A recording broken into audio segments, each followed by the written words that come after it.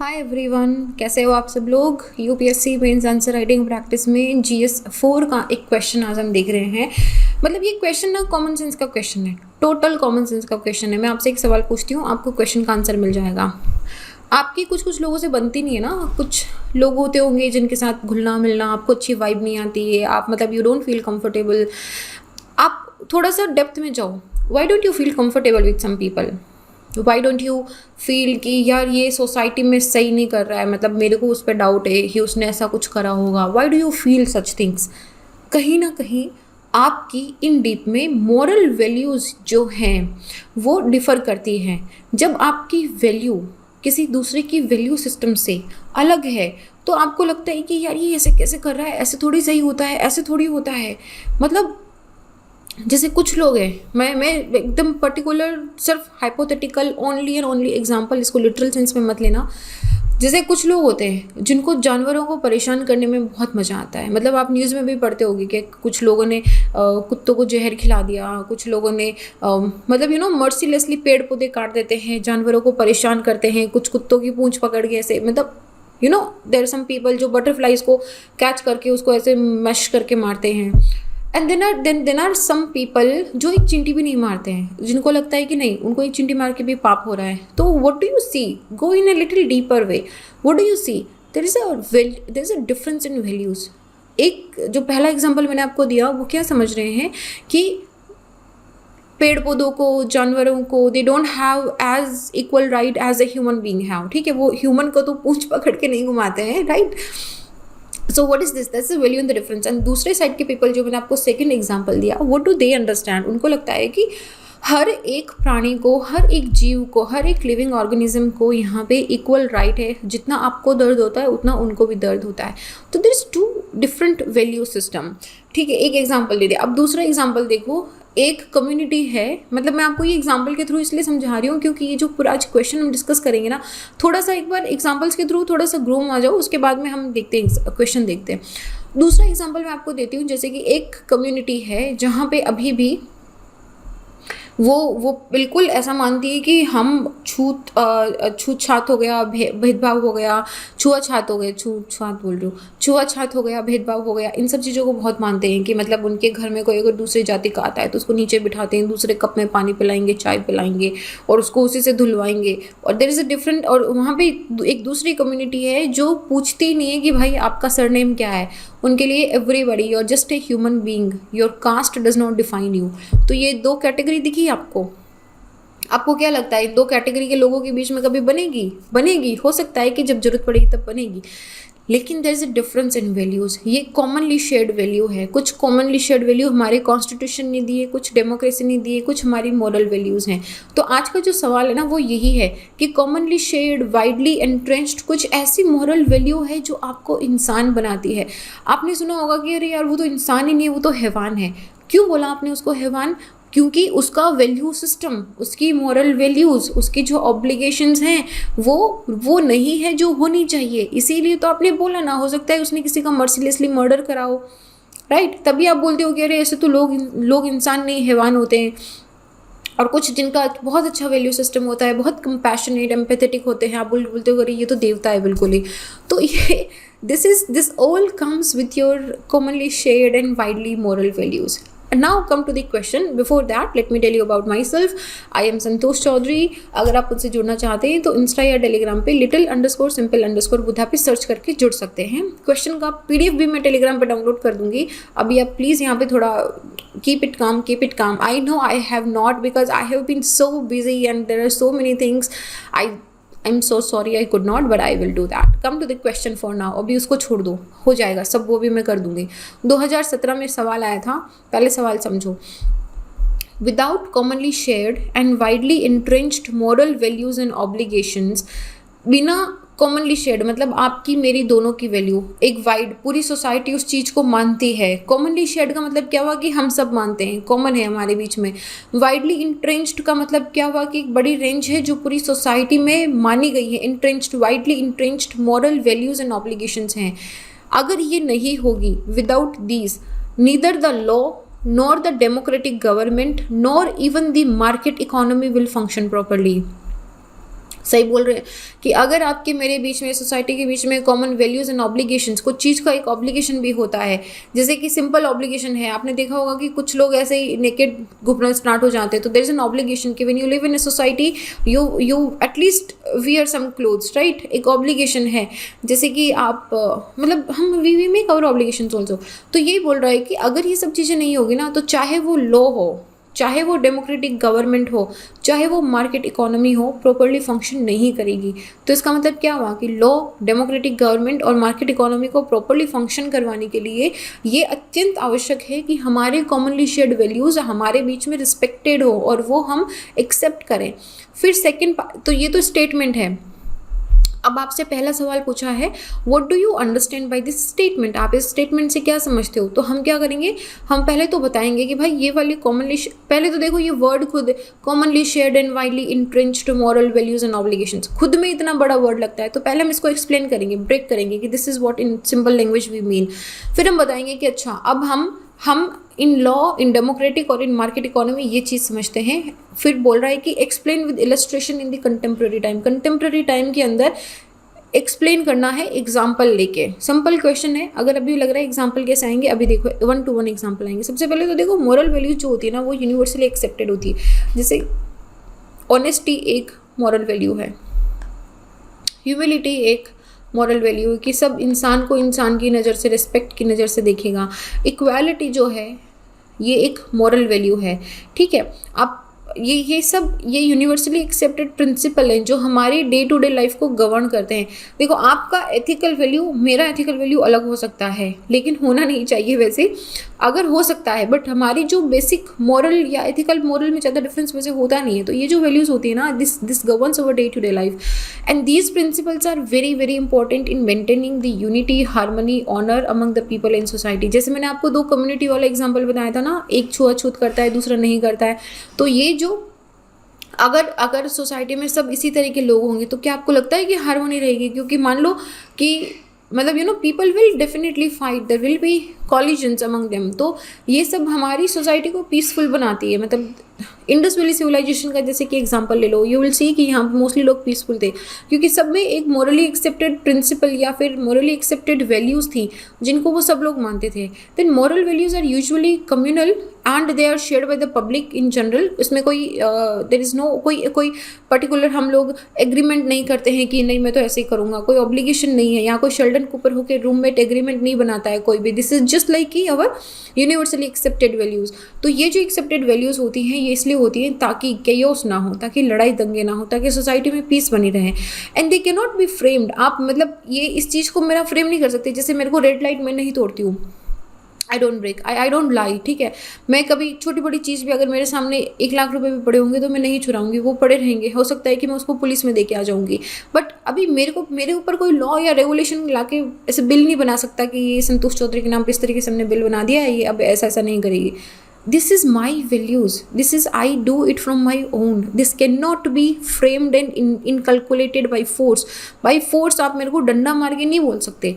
और सच external changes जो है they are very limited impact on the changing moral behaviours also. अगर आपका इंटरनल कंसाइंस, अगर आपका मन, अगर आपका दिल, जिसको हम बोलते हैं ना इंटरनल कंसाइंस, अरे तुम्हारी आत्मा को क्या जवाब दोगे तुम, तो वो और इंटरनल चेंजेस जो है ना वो साइमल्टेनियसली चुटकी में नहीं होते, इट टेक्स टाइम। बहुत सारे लोग ऐसे होते हैं जिनके स्टार्टिंग से ही मॉरल बिहेवियर बिगड़े हुए होते हैं, तो आप उनको सडनली चेंज नहीं कर सकते हो। तो मॉरल वैल्यूज़ एंड लॉ क्या है? देखो लॉ क्यों बनाते हैं? मुझसे इंटरव्यू में एक क्वेश्चन पूछा गया था, कुछ इसी तरह का क्वेश्चन था कि मतलब तो फिर तो डिसिप्लिन, कोई सेम इसी तरह का ऑलमोस्ट क्वेश्चन था कि तो फिर तो डिसिप्लिन अगर नहीं है तो आप लॉ क्यों बना रहे हो? अगर लॉ है तो आपको लगता है कि आपको लोगों को डंडा मारने का हक है, आपको लोगों को मानते हो कि डिसिप्लिन नहीं है। तो this is not because of this is law इसलिए नहीं है। लॉ उन लोगों के लिए नहीं होता है जो मानते हैं, लॉ उन लोगों के लिए होता है जो नहीं मानते हैं। लॉज इन सोसाइटी के अंदर नोबडी सेज कि you have to be all like equal, same, similar, नहीं, you can be unique, but there are some socially accepted values which you cannot break. Like if you are angry, you cannot just go and throw an axe or throw a hammer on somebody's head. You cannot do this. To stop these things only, हम क्या करते हैं कि laws बनाते हैं। Law public expression of morality है, जिनको Codify करा गया है बेसिक प्रिंसिपल ऑफ कंडक्ट पे, जिनको सोसाइटी एक्सेप्ट करती है। अब देखोगे कोई भी लॉ आपको ऐसा नहीं मिलेगा जो आपकी मॉरल वैल्यूज़ के अगेंस्ट में जाता होगा। क्या मॉडर्न सोसाइटी ने ग्रेजुअली जितने भी लॉज हैं, modern society has gradually replaced all those laws which are not, जैसे स्लेवरी का लॉ है, बहुत पुराना था, ठीक है। अगर वो आज के मॉडर्न, जैसे सोसाइटी डायनामिक होती है ना, वैसे हमारे वैल्यूज़ भी आई वुड से कि थोड़ी बहुत, वैल्यूज़ तो डायनामिक नहीं हो सकती, बट हम बोलेंगे कि सोसाइटी डायनामिक होने के साथ में ना we become more aware about what is right and what is wrong. तो उस अवेयरनेस के अंदर कुछ ऐसे लॉज होते हैं जो हमको मॉरली सही नहीं लगते हैं, तो धीरे धीरे हम उनको हटा देते हैं। जैसे स्लेवरी का एक लॉ था, तो to respect the human dignity, to treat all the humans equal, तो इसको हटा दिया। जैसे डाउरी था, dowry is an act of criminal, ठीक है। बहुत सारे आपने देखा होगा कि जो पेरेंट्स हैं वो बेचारे उधार लेके पैसे 5 लाख 10 लाख, फिर भी उनका टॉर्चर खत्म नहीं होता है। तो सरकार ने काफ़ी सारे लॉ बना दिए उसमें कि this is a wrong thing, this does not bring harmony in the society, और ये आपकी मॉरल वैल्यूज़ के भी अगेंस्ट है। अगर आप इसको अच्छे से समझो तो ये जो डाउरी प्रोहिबिशन एक्ट 1961 है, इसको ला दिया जाता है। हालांकि स्टिल द प्रेजेंस, अभी प्रैक्टिस ऑफ डाउरी तो अभी भी है, मतलब आप इस तरीके से इस कान को इस हाथ से ना पकड़ के इस हाथ से पकड़ लेते हो, पर dowry somewhere still it's in almost all over the India. Then child labor also, by law it is prohibited, लेकिन फिर भी we do encounter it somewhere और अदर वे। तो यही बोल रहा है कि हालांकि मॉरल वैल्यूज़ और लॉ, हम बोलते हैं लॉ तो बना दिया है, लेकिन फिर भी मॉरल वैल्यूज़ के अलाइन में वो नहीं है। तो ऐसे जो लॉ होते हैं वो उन सारी चीज़ों को प्रोहिबिट तो करते हैं जो मॉरली अनएनिमिटी है हमारी सोसाइटी के अंदर, लेकिन वो अच्छे से इम्प्लीमेंट नहीं होता है because of the unawareness and unacceptance. Unacceptance भी नहीं बोल सकती मैं completely, but mostly because of the unawareness among the masses. जैसे कि ड्राई स्टेट है, और तो गुजरात है या फिर दूसरे ड्राई स्टेट्स हैं, वहाँ पे क्या लीकर मिलता नहीं है, बैंड है वो डेफिनेटली, लेकिन वहाँ पे स्मगल तो हो ही जाता है, लोग कहीं ना कहीं से निकाल के लेके चले जाते हैं। Then the moral values in democratic government. Democracy क्या है? It is for the people, by the people, to the people. What does it do? ये एक डिसीजन मेकिंग इंस्टीट्यूशन है जिसका आपने खुद के चुने हुए जो रिप्रेजेंटेटिव्स हैं वो यहाँ पे जाते हैं। तो आपने जो चुना है सबकी इक्वल वैल्यू है, सारे एमपीज एंड एमएलएज की इक्वल वैल्यू होती है। That embodies respect for equal worth of all the citizens.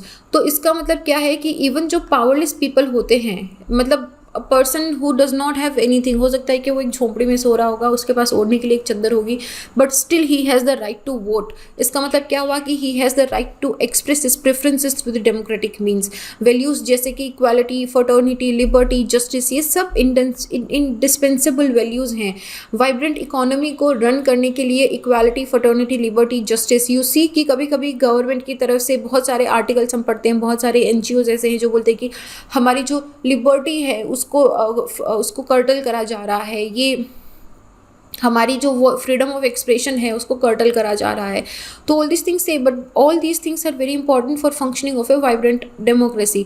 और ये भी मॉरल वैल्यूज़ एंड ऑब्लिगेशंस जो हैं, इट लाइक कहीं ना कहीं ये दोनों डेमोक्रेटिक रिजाइम को बाईपास कर देती। अगर कर दी इन्होंने तो फिर ऑटोक्रेट्स आ जाएंगे, ठीक है। तो दिस ट्रेंड, अगर जैसे आप अफ्रीकन डेमोक्रेटिक नेशंस के अंदर देखोगे जहाँ पे मोरल वैल्यूज़ को कॉम्प्रोमाइज़ करा गया था डेमोक्रेसी को, in disguise of democracy, peace, justice, freedom. Constitution of Nepal का एग्जाम्पल यहाँ पे बड़ा खूबसूरत एग्जाम्पल है कि कॉन्स्टिट्यूशन ऑफ नेपाल को जब अडॉप्ट करा गया था तो इन्होंने मधेसी लोग जो थे, आपको पता होगा कि जब 1915-1916 के अंदर जब नेपाल का नया कॉन्स्टिट्यूशन अडॉप्ट करा गया था तो मधेसी लोगों ने बहुत प्रोटेस्ट करा था क्योंकि इनको इक्वल राइट नहीं दिया गया था। And this happened why? Because lack of government's obligation. Government ने खुद को ऑब्लिगेटेड नहीं माना और मोरालिटी टूवर्ड दीज पीपल, क्योंकि जो गवर्नमेंट थी वो एक डिफरेंट कम्युनिटी की मेजॉरिटी गवर्नमेंट थी, तो उन्होंने मधेसी लोगों को अपना नहीं समझा, उनको जितना इक्वल राइट देना चाहिए था वो नहीं दिया। तो ये होता है moral and democracy. Moral values and market economy. 2008-2009 के अंदर जब ग्लोबल फाइनेंशियल क्राइसिस आया था, why it was a result of keeping moral values at arm's principle। क्यों था arm's principle? अगर इंसान अपनी moral values ठीक से लेके चलता, जैसे कि आप हर्षद मेहता का देखो, हर्षद मेहता का क्यों हुआ था कांड इतना बड़ा, आपने देखा है? वो एक नया सीरीज भी आया था, देखो मैं नाम भूल गई, I am missing so many names nowadays, I need to do more meditation. खैर, हर्षद मेहता का जो अभी आया था बिग बुल करके अभिषेक बच्चन की मूवी है, उससे पहले मैंने देखी भी थी, उसकी ट्यून भी अच्छी है। हालांकि any you know that what I am talking about. तो वो why did it happen, Vijay Mallya ले लो आप, ठीक है, हमारा ये स्कैम्स ले लो, सारा scam, 2G spectrum scam, coal block scam, Vijay Mallya scam, why all these things happened, क्योंकि यहाँ पे इंडिविजुअल ने, ऑर्गेनाइजेशन ने खुद का सेल्फिश नेचर, खुद का बीइंग सुपीरियर ज़्यादा उनके लिए वैल्यू रखा विदाउट द इंडिविजुअल मोरालिटी।